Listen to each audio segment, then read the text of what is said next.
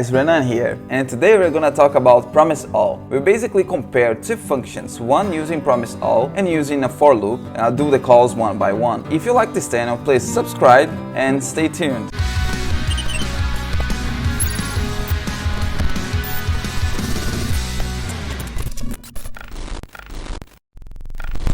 So we're gonna first analyze what we have currently, and then we will create the function with promise all together. First thing we need to analyze is that this get multiple data is basically running this one time at a time. What this happens is that I loop through the IDs, right? I have here 10 IDs. With that, I will fetch the data and then push the results. So here I have the process uptime, where I get the timing of the process before and after, and then I just compare them. I'm gonna first run this and see how it's gonna behave. So you see, here we have request 1, request 2, one after each other. So here it took 0.1645 milliseconds to generate without promise all. Let's now write a function that will handle it using promise all. I will create an async function here, and I will call get multiple data all. I will get this uptime here, and also the after uptime, and I will use with promise all. The first thing we need to do, we need to create one array of promises. Let's go create promises equal to, let me get the IDs. So this is the to-do that we need to fetch, and these IDs will be what we will loop through. So map, I get the ID, and then I fetch the data, right?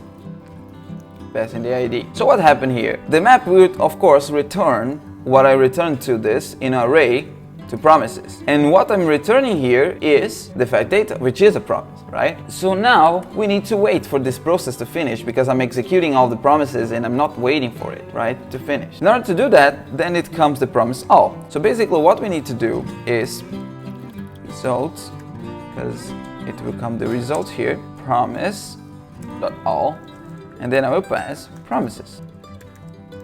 This is also a promise, right? Because of course we create a promise all, we'll run all the requests into it and I'll wait for all of them to finish before it gives its returns. So then I await the promise all to finish, and let me just return this results. And now we're gonna test it, right? So we get this and we're gonna compare. So without promise all, we basically run into 0.1643. We promise all 0.0226, which is way better.